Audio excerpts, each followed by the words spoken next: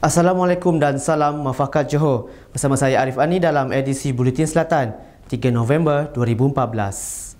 UEM Group dengan kerjasama UEM Sunrise dan Plus Malaysia Berhad tahun ini sekali lagi menganjurkan perlawanan persahabatan bowling khusus bagi media Johor.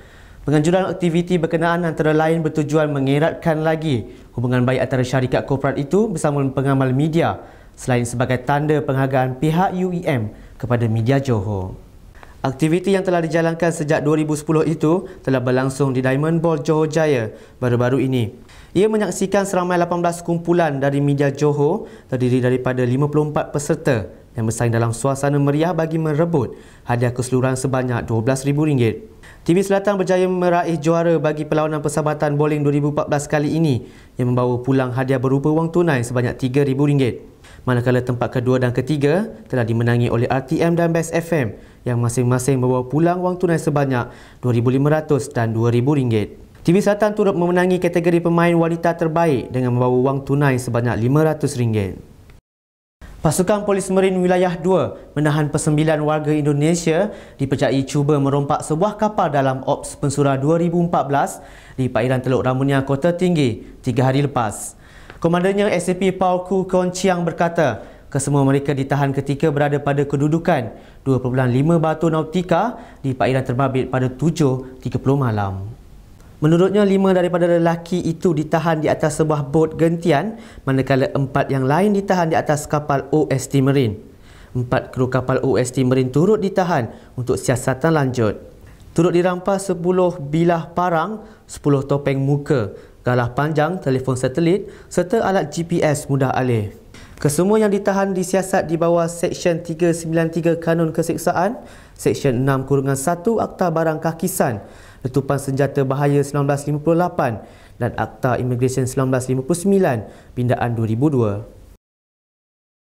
Suruhanjaya Pengangkutan Awam Darat SPAD tidak akan menyokong permohonan mana-mana pengusaha atau Persatuan Pengangkutan Awam Darat untuk mengambil pekerja asing untuk menampung kekurangan pekerja. Pengerusinya Tan Sri Syed Hamid Albar berkata mereka sebaliknya perlu mencari inisiatif ataupun formula lain untuk menangani isu tersebut. Secara peribadi, Tan Sri Syed Hamid berkata bilangan pekerja asing yang terlalu ramai boleh menimbulkan ancaman keselamatan kepala negara dan jumlah pekerja asing yang ada kini sudah pun mencecah 3 juta. Pengusaha atau persatuan perlu mencari inisiatif atau formula untuk menarik pekerja, khasnya golongan muda untuk bekerja di sektor ini. Sebelum itu, Presiden Persatuan Pengusaha Lori Bahan Batuan Johor Frankie menyuarakan permohonan lisan anggota persatuan itu yang mahu mendapatkan pekerja am asing di bengkel-bengkel kenderaan berat. Menurutnya, keanggota persatuan itu mengadu sukar mendapatkan pekerja tempatan kerana banyak golongan muda sekarang tidak mahu bekerja dalam bidang berkenaan dengan alasan pekerjaan itu kotor. Johor merupakan antara negeri yang telah menyelesaikan isu pengstrukturan semula industri perkhidmatan bekalan air yang melibatkan situasi menang-menang antara kerajaan persekutuan dan kerajaan negeri tanpa mengabaikan keperluan rakyat. Timbalan Menteri Tenaga Teknologi Hijau dan Air Datuk Seri Mak Zia Khalid berkata, negeri-negeri lain yang terlibat dengan perstrukturan itu adalah Pulau Pinang, Perak, Melaka, Negeri Sembilan dan Perlis. Proses penstrukturan itu melibatkan hutang kerajaan negeri kepada kerajaan persekutuan yang diambil untuk bekalan air. Katanya dalam melaksanakan penstrukturan semula bekalan air itu, kerajaan persekutuan menerusi agensi Pengurusan Aset Air Berhad PAAB akan mengambil alih hutang kerajaan negeri dalam soal bekalan air. Ke berita tempatan lain. Menteri Belia dan Sukan Khairy Jamaluddin kecewa dengan kualiti padang rumput di Stadium Nasional Bukit Jalil yang baru siap dinaik taraf bulan lepas.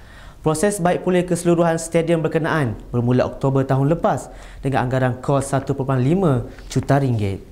Perlawanan final Piala Malaysia antara Pahang dan Johor Darul Takzim JDT pada Sabtu merupakan perlawanan penting yang pertama kali diadakan di stadium berkenaan selepas padang rumput baru itu disiapkan. Mengulas kritikan beberapa pihak mengenai keadaan padang rumput yang teruk pada final itu, Khairy berkata walaupun keadaan itu tidak mengganggu kelancaran perlawanan, namun secara jelas rumput tercabut di banyak kawasan. Tambahnya, Persatuan Bola Sepak Negeri Johor PBNJ telah menjemput beliau untuk melawat padang yang dinaik taraf di Stadium Lakin bagi mencari penyelesaian kepada masalah keadaan padang rumput di Stadium Nasional. Sekian untuk edisi Buletin Selatan. Salam Takzim.